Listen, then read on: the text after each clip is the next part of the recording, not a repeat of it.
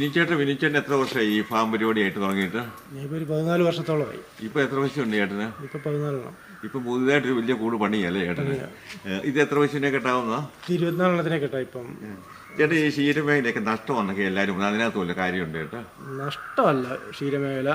നമ്മൾ ഇതിനെ കൂടുതൽ ഈ പശുവിനെ വളത്തിനെ കൂടുതൽ അറിയാൻ മേലാതെ വരുന്നതുകൊണ്ടാണ് ഈ ആൾക്കാർക്ക് ഈ നഷ്ടം വരുന്നത്. ഈ ചേട്ടന് പാല് എവിടെയാ? ലോക്കൽ സെയിൽസ് ആണോ അതോ സൊസൈറ്റിക്ക് കൊടുക്കും? ലോക്കൽ സെയിൽ കൊടുക്കുന്നില്ല, സൊസൈറ്റിയിലാണ് പാൽ അളക്കുന്നത്. സൊസൈറ്റി വില കാര്യമൊക്കെയോ? വില ന്യായമായിട്ടുള്ളൊരു വില കിട്ടുന്നുണ്ട്. എനിക്ക് 50 രൂപ അടുത്ത് കിട്ടുന്നുണ്ട് പാലിന്. ഈ ചേട്ടൻ തീറ്റ എങ്ങനെയാ? പുല്ലാണോ അതോ കച്ചിയോ അങ്ങനെയൊക്കെയാണോ?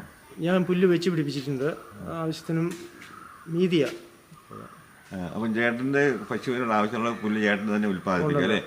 ഇപ്പം പുതിയതായിട്ട് ഇനി എത്ര പശുവിനെ കൂടെ ആഡ് ചെയ്യുന്നത്? ഞാനീ ഒരു 13 എണ്ണത്തിനെ കൂടെ മേടിക്കണം എന്നുള്ളൊരു കണക്കൂട്ടിൽ നിൽക്കുന്നു. 14 ഉണ്ട്. ചേട്ടൻ ജോലിക്കാരുണ്ട്?